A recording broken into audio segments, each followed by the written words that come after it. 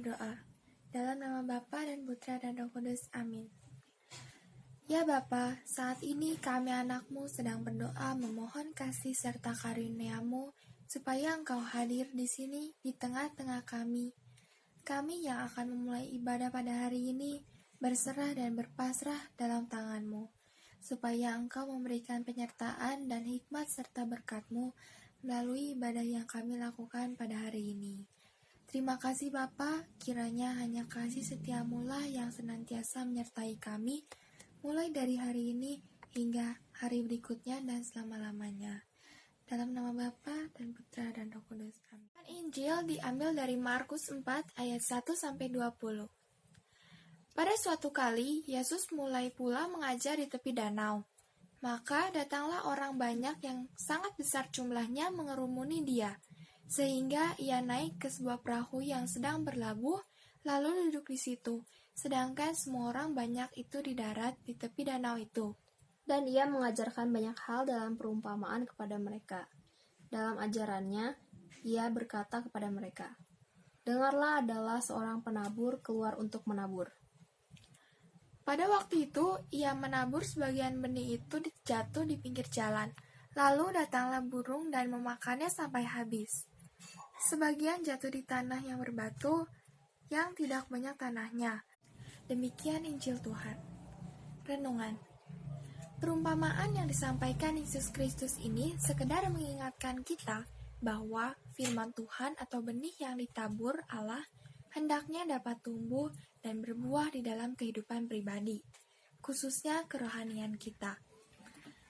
Benih yang jatuh di pinggir jalan dimakan burung sampai habis. Jawabannya, kepada setiap orang yang mendengar firman tentang kerajaan sorga, tetapi tidak mengerti, datanglah si jahat dan merampas yang ditaburkan dalam hati orang itu. Itulah benih yang ditaburkan di pinggir jalan. Pesan rohaninya adalah selalu hati-hati, selalu waspada. Setan atau iblis atau si jahat dapat mengambil firman yang sudah ditabur di dalam hati kita. Kita harus mengerti firman Tuhan dengan terus menyelidiki Alkitab sambil terus berdoa dan meminta hikmat pengertian dari surga.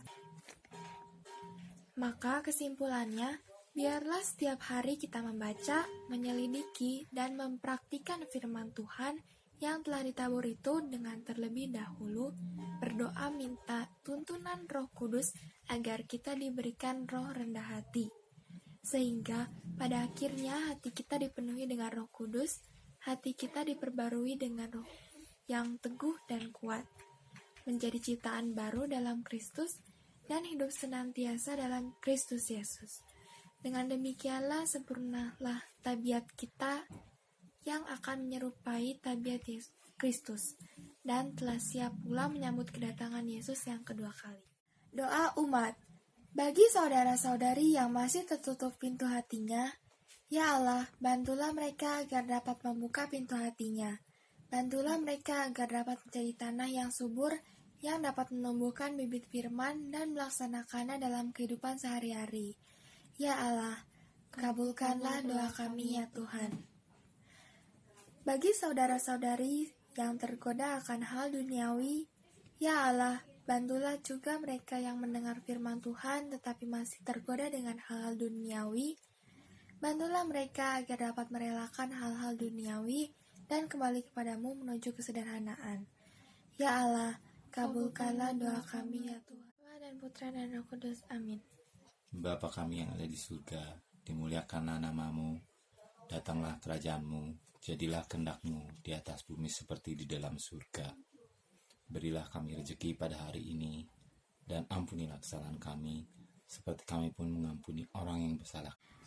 Marilah kita berdoa. Dalam nama Bapa dan Putra dan Roh Kudus. Amin. Bapa yang ada di surga, terima kasih atas tuntunan dan penyertaan yang Engkau berikan sehingga kami dapat melaksanakan ibadah dengan penuh kelancaran. Kiranya lancarkan kegiatan ibadah kami selanjutnya sama seperti pada hari ini. Kiranya kasih Tuhan, Bapa Yesus Kristus selamanya akan menyertai kami mulai dari sekarang hingga selama-lamanya. Dengan nama Tuhan Yesus kami mengucapkan syukur. Haleluya, amin. Dalam nama Bapa dan Putra dan Roh Kudus. Amin.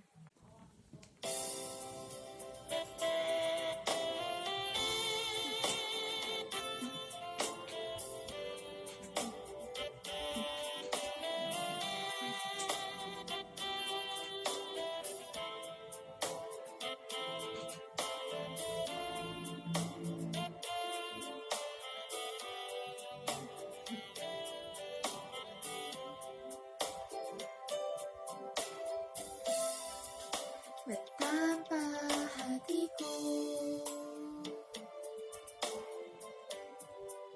berterima kasih, Yesus. Kau mengasihiku, Kau memilikiku. Hanya ini Tuhan persembahanku, terimalah Tuhan permohonanmu, sebab aku miliki harta kekayaan yang cukup